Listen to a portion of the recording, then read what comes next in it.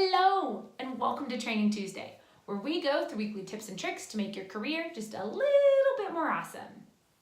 This week, we are talking about one of the biggest internal struggles I see with people on consults, which is that so often people get on calls with me and they tell me how they want a career that they love, but really they think it's unrealistic, that it's a pipe dream, that it's not super reasonable to expect to have a career that you love. So often they'll say things along the lines of, well, work is called work for a reason, or things like that.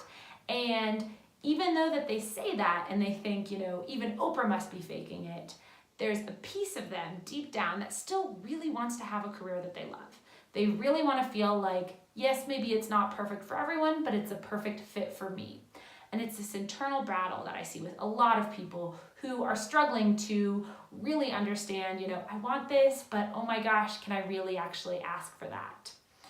Now, the reason that this typically comes up as such a gap for people is because they're often missing either the mindset or the knowledge about their interests. So when I say the mindset, I mean typically people are used to seeing and hearing and experiencing lots of stories about people who made the leap and fell on their face.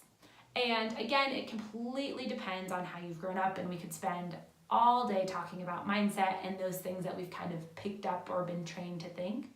But the important thing that you can do here is if you have a gap in mindset that's causing you to feel like it's unrealistic to ask for a job that you love, well, typically you can start to surround yourself with examples of people who have made that leap and it's gone well, right? So that's one tip for you today. If you're struggling with the mindset piece, which is very common, start to fill up your feed or surround yourself with people who are doing the thing.